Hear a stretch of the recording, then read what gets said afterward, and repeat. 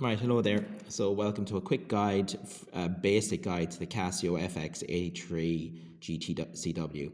Okay, so I'm just going to go through some of the very basics of it just to get you started. And this will probably get you through right through to kind of at least second year. Okay, or if you're doing Leaving Cert, I'll be doing a separate one for Leaving Cert and a separate one for higher levels. So turn it on. It's very easy. Turn it on. To turn it off, Shift AC button. There she goes off. Okay, when you turn it on, you're going to see a home button. If you press it, it gives you the 5 options that are available. Calculate is what you do 90% of your work in. The other ones, your teacher will show you how to use them as you need them. Okay, some of you might play around with the math box. I'll show you how to use that at the very end of this video. So,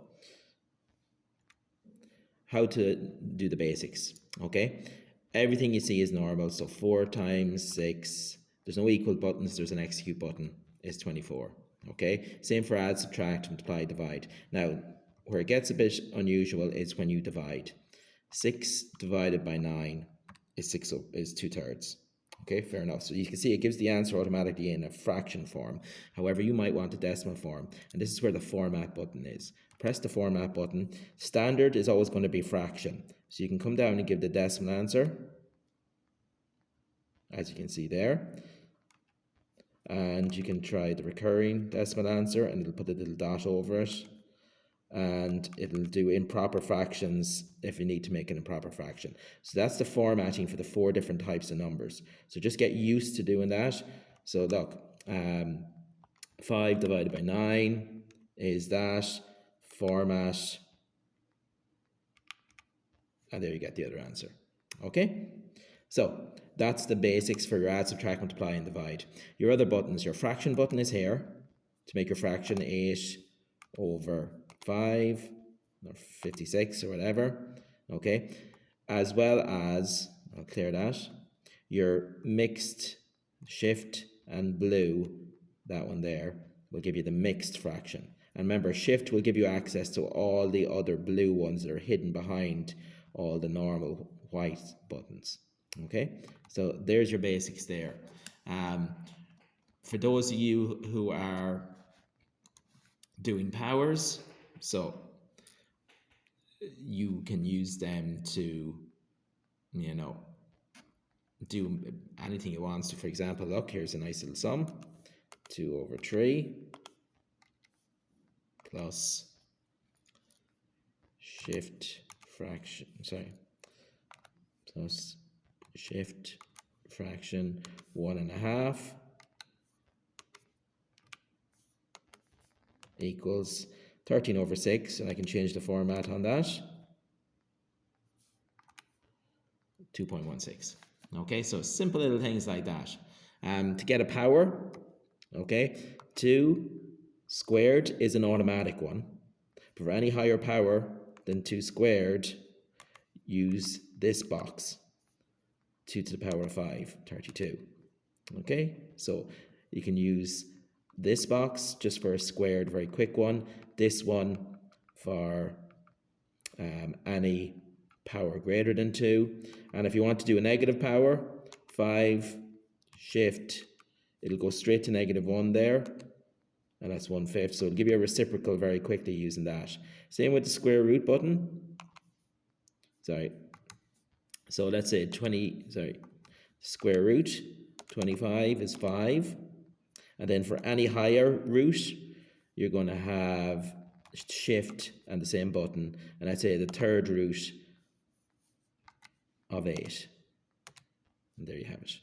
Okay, so let's say I get an answer, 25 times 6 equals, I can press shift and QR, and it generates a QR with that answer, QR code.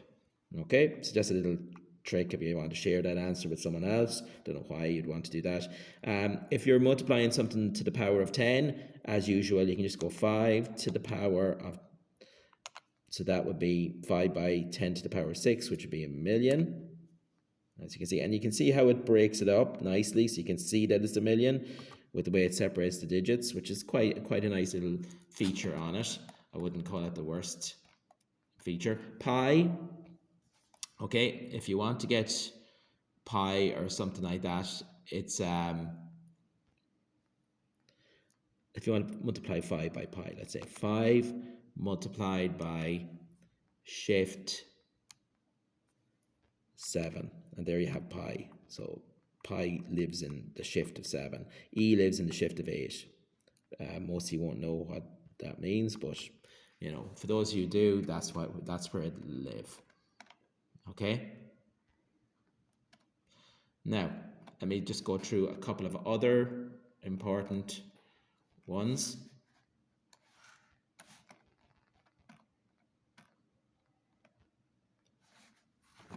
Right. Let me find some more. This one might help the junior certs. Okay, let's say I want to get the prime factorization of a big number, like that. Okay, I can just type that, press enter, format, and get the prime factors. So 2 times 3 times 13 squared is that number. Okay, so you can do that for any number. 1, 2, 4, 7, 8. Format. There's the prime factors. 2 times 3 times 20,983 gives you that number. And obviously 20,983 is a prime. Okay, so there's a nice little trick for some of you who want to do prime factorization in a very quick way. Now I'm going to go into the more powerful things that this thing can do. And I can do some really powerful things. Okay, so first thing I'm going to look at is percentage. Okay, 150 multiplied by 20. You won't see the percentage button anywhere here. Okay, so this is where you go to catalog, probability, and it's the first one. Okay, and then press execute and you get 30%. Okay, so I'll go through that one again. 150 by 20, catalog, probability, percent equals, or execute. Okay, to generate a random number, same idea. So you can see you need to generate a random number to do something. So go into catalog, go into probability, and scroll down to random number, and press execute. It keeps generating them.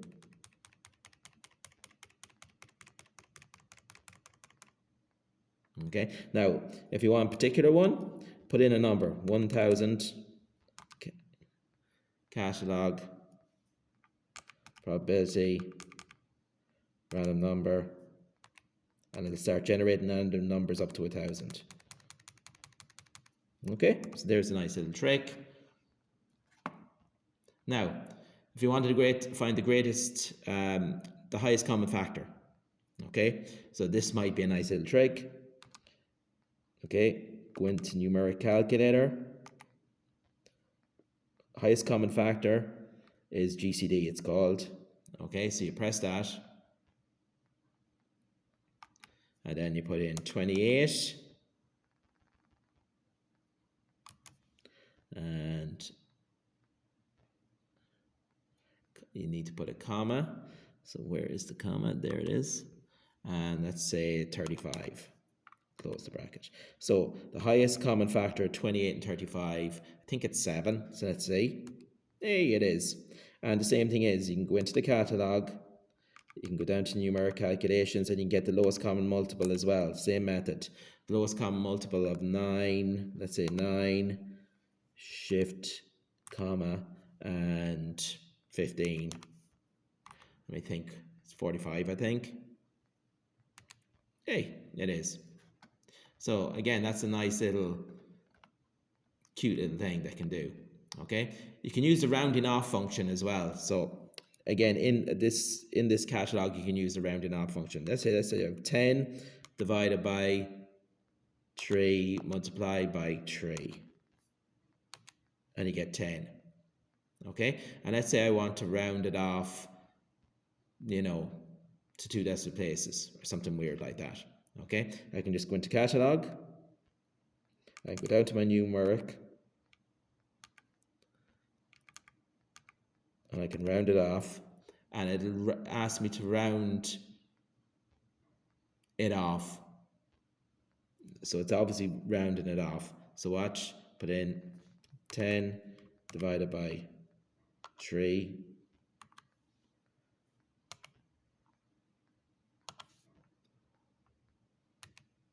So now there's the actual answer.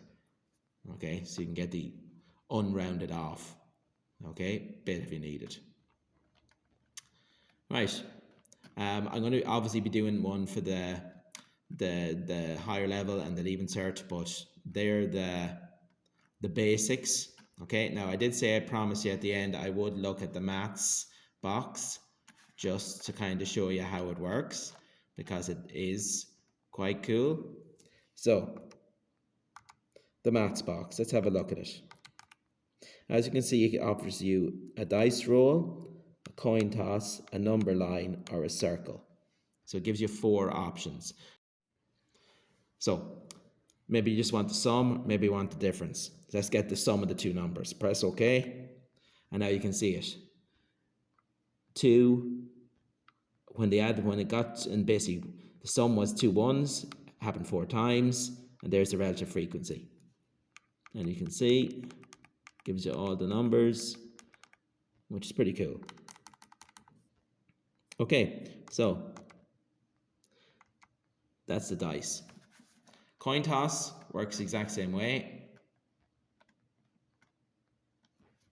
If I go into the coin toss, number of coins, let's go with 1. Number of attempts, let's go with 5. Same result, execute. So it's going to flip the coin 5 times. Again, relative frequency. So the list will just give you the raw list. The relative frequency will add them all up and see how many times it was heads, how many times it was tails. So heads and tails, there's your relative frequency. Heads is always the solid black one. Tails is always the empty circle one. So now the number line. This one's a bit trickier.